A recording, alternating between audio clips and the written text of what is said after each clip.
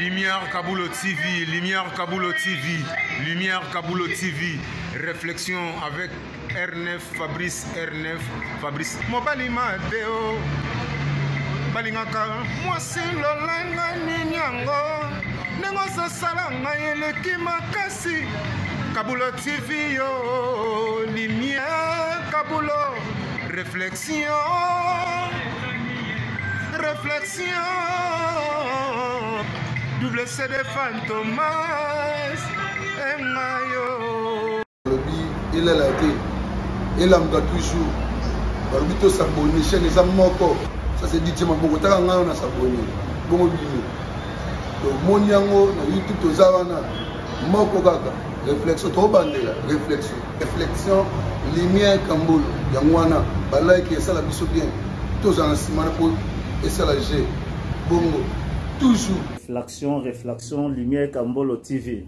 Chaîne Zamoko, vous s'abonnez, vous avez cité Lumière Kambolo TV. Bonjour, Nabiso Banso. Les alingan de Konabino, Nabengami na Kombo ya Kambulu. Na salaka na émission na chaîne télé Oye Bengami Réflexion. Chaque samedi na 19h30, vous pouvez biso kuna na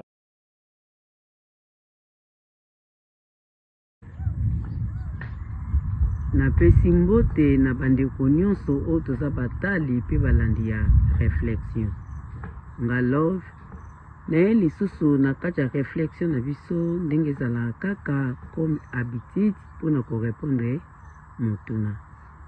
motuna etunamaki mpona nini mibali mosusu soki bakabwani na mwasi akosundola bana epai ya mama. Donc mpona ngai eza na bakoze ebele oyo esalaka ke papa asundola bana. Eza na mibali misusu soki alingaki mwasi wana mingi mwasi aboyi ye. Donc ye pa na ye posa ya mwasi esilaki ye te, me mwasi aboyi ye, okomona na kandana pe asundoli na bana. Mosusu pesa ke bokabwani na ndenge moko ya malamu te. Donc omona ke rando vemeza na ndenga moke te. Wana tika na kanda, wana pe ake na kanda.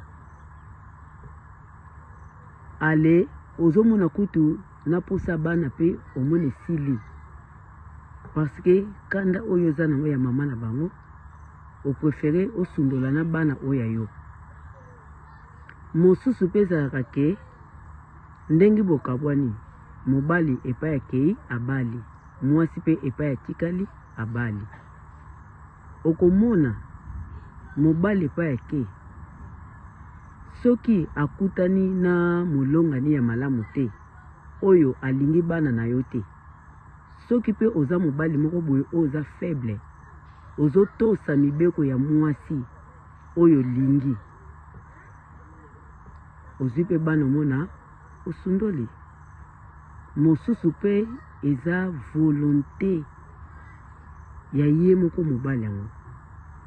Mosusu eza mibali oyo bazalaka ba incapable. Donc tango akabwai na mwasi amoni yango chance ke balongoli ye charge ou bien ba diminuer charge esika kipa bana na ye lokola aza incapable omona sundoli pe bana. Eloko mosusu ezalaka ke ndenge biso basi tobake bana nanga baobokola bango epai ya moto mosusu te. Ntango okabwana mobali ozomona ke ozwa bana opesa pa mobali, omona olingi kopesa mobali bana te. Mobali ta mosusu aza na posa azwa bana azala na bana, me komona yo mama oboyi parce que oboyi na yo bana na yo moto mosusu abokola bango. Na mibali misusu pa omona ke lokolo oza tete, lokola yo moni kokoko oza na posa obokola bana oyo yo moko bokola bana asundoli bana. Mosusu pe ezalaka ke mwasi lokola bakabwana na mobali soki amoni mobali asiportaka susu mobali te. donc mona azoyoka kanda donc ti mobali azoya kotala bana na ye yo oza toujours na maloba nkele na monoko na yo oza toujours mutu oyo ozofinga mobali donc ti mutu wana soki amoniki asiporte akoki susu te akosundola bana donc nde nauti koloba ke bakozi eza ebele mais eza deja mabe po bana bazalaka ya mwasi bazalaka mpe ya mobali ti yo moko papa oza conscient ke esi na boti naza na bana ata okabwani na mwasi bana baza na problème na yo te parce que bana balukaki yo te yo nde moto olukaki bana eya kokoma ke na tanga maladi yo kutu papa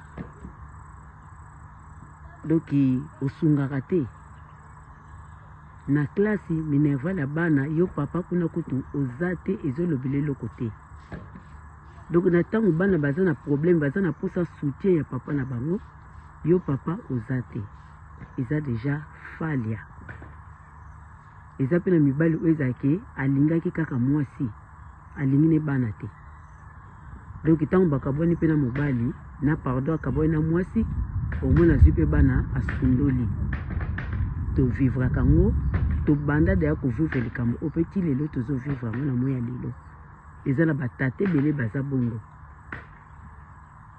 oyo bazwaka ncharge ya bana na bango te bazwa bana basundola bato mosusu babokolela bango bana eza deja mabe mpo baza mike omona bango ke doki kaka moko boye milobi ntango bana bakokola bakomi bato oyo moto mosusu atangisi oyo moto mosusu abokoli yo lingo tuta toloke bana na nga eza fali